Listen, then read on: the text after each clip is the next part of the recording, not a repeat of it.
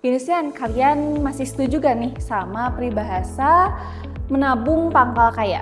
Kira-kira peribahasa ini masih relate gak ya sama kondisi Gen Z saat ini?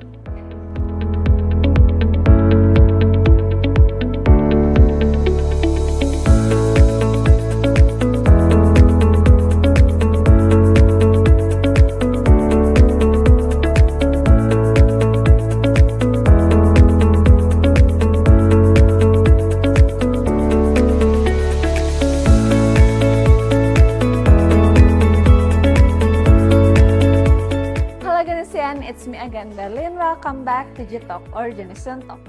Seperti pada episode sebelumnya, kita udah membahas tentang financial management, mulai dari mencatat budget, lalu cara membedakan kebutuhan dan keinginan, serta tips-tips menghemat budget dari Bu Ana Yuliana Jasuni MM, seseorang yang expert di bidang manajemen keuangan sekaligus ketua program studi manajemen di Universitas Nusa Putra.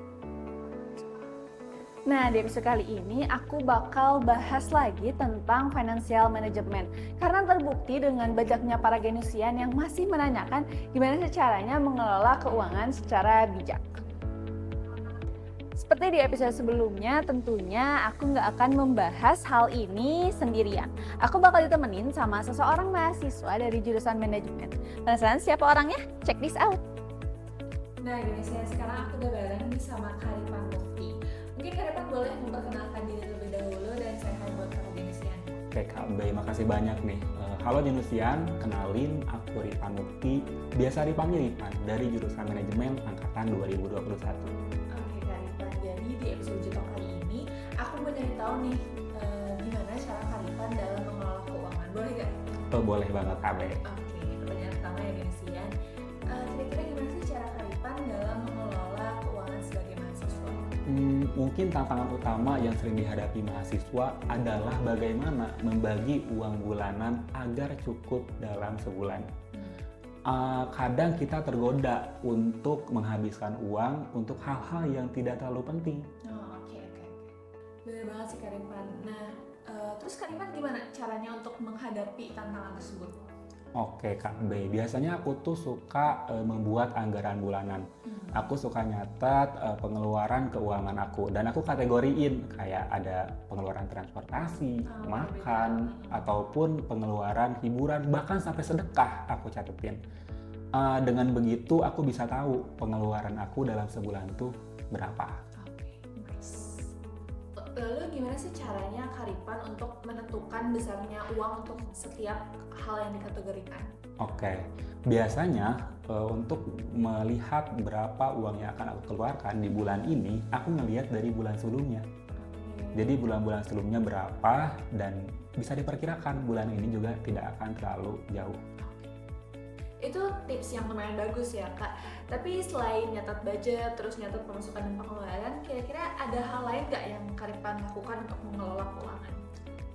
Sebagai mahasiswa ya, saya juga nyoba nyari penghasilan tambahan.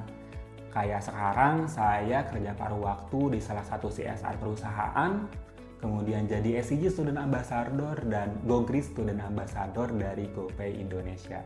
Nah, itu membantu saya mendapat penghasilan ekstra. Wah, hebat banget ya Genesian. Oke Karipan, ada last question nih. Kira-kira menurut Karipan, peribahasa menabung pangkal kaya itu masih relate gak buat para Gen Z? Oke Kak B, nabung agar kaya. Mungkin bagi sebagian Gen Z masih relate sih, karena saya sendiri pun nabung di deposito jangka pendek pada bank digital. Tapi sebenarnya kayak saya kurang setuju nih Kak B, karena hidup itu bukan untuk kaya, tapi untuk mencapai tujuan jangka pendek dan jangka panjang yang udah kita rencanakan.